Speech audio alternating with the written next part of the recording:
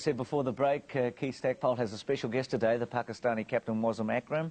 Welcome, Keith, and Wasim, thanks for coming in. We appreciate it. Thank you. Not playing today. Keith, listening on ABC Radio yesterday, you felt that the Pakistani hierarchy and their captain wouldn't be all that bothered by being beaten by Victoria, whereas had it been England, you'd say it would be a disaster. It's the way they approach the game. Is Keith correct? Would you like to have got a better result so far from this match? I mean, we went into this match basically to have a test match practice before the test match. Although we didn't bat it well again, our batting collapsed. But we definitely took it seriously. All the Victorians really bowled well and played well. And Dean Jones, who yesterday broke a record, he's made now 27 hundreds for Victoria. It's a remarkable performance. There's been a lot of speculation, Wasim, as to whether he should get back into the Australian team, particularly in the one-day arena in the World Cup. What did you think of his performance? I mean, I believe if Dean Jones would be any other team in the world, he would have been in the team. He's still one of the best players I've played against, and he's still very good. He can still be, should be an Australian team. Actually, it was a great battle yesterday between Jones and Seclane, the off-spinner. Yeah, I mean, Dino is a very good player of spin bowling, definitely. And Seclane is a young boy, and he did bowl well. But Dean Jones is definitely a very good player. I believe he should be an Australian side. When you say the Australian team, including, would you play him in the Test team if you were the Australian selectors? Definitely, definitely. There's no doubt about it. That's what I think as a bowler as well. It's a fair rap, isn't it? My word, it is. From one of the all-time greats. Dino will be very happy with you, Wasim. There's the scores. Seclane taking 5 for 107. Jones dominating again. Again, not getting a tremendous amount of support, Keith, at the top.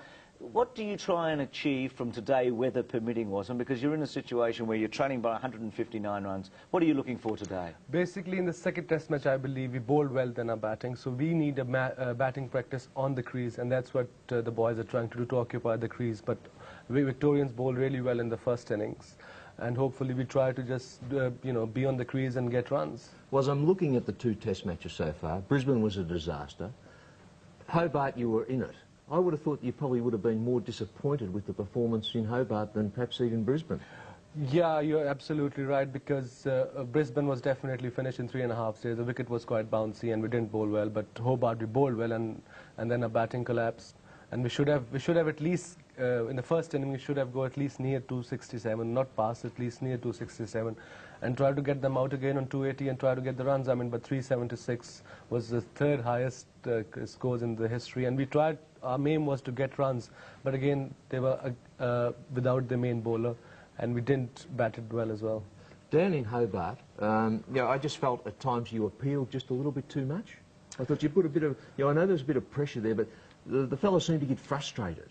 Yes, they were. I mean, we appealed so much because quite a few times we thought it was very close, but umpires obviously didn't thought it was very close. That's why, I mean, quite a few decisions were very, very close.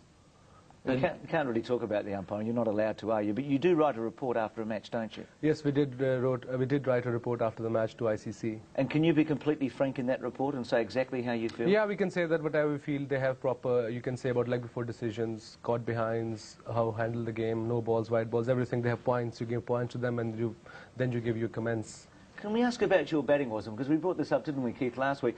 You don't seem to be batting as well as you were a few years ago. I mean, you did play well in the second innings in Hobart, where you got a quick 30. Yes, because I think in the last couple of years I've been bowling quite a bit, like 30 overs a day, 25 overs a day, and then your concentration usually goes. And that's what's been happening with me, and I think I should be, concentrating more and practice more, and that's what I've been doing this time. Wasn't the great all-rounders throughout the history of Test cricket, you find when they're taking wickets, concentrate on bowling. When they're not taking wickets, suddenly batting comes to the fore. Is that a little bit the same with yourself? Not really. I mean, I believe that I should be, I can bat and I have scored runs, but the thing is this, suddenly I used to bowl a lot of overs, and my concentration used to go. Good catch, bad catch. Yeah, I know, that was a great catch. I thought it going for 3 runs or something. Just the 3 could have been. The Australian fielding has been so superior. Yes, definitely. I mean, are you working on that at the moment to try and raise your standards? Yes, we are. It's in our cricket structure back home. Like when I was 17, I came to Pakistan team, and then I knew the basics. Like we don't have a structure, school structure. We only have, the only thing we have is under 19s. And over there, they don't bother about fielding because grounds are so hard. You can't dive there. If you dive, you have to have injections and everything.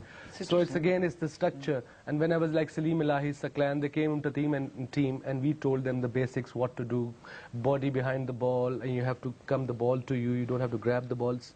So that's the main dilemma we're going through right now. What's a captain do? Like in Brisbane, you see 5 catches go down, 6, 7, I think it got up to 8. What do you think of? Do you give them a blast? It wasn't. You hope you don't drop the next one. I know. No, I mean, I believe when boys are down and they're trying their best, you can't even blast them, you can't even go at them. The only thing you can do is to back them up and, tell them, doesn't matter, it'll come, just try your best. And they were trying their best. Suddenly, I mean, this is the first time we dropped so many catches in one inning. Is that the toughest? I'm just wondering, is being captain of Pakistan the toughest job in world sport? I mean, you've only had 5 captains so far this year. You were captain before and have come back.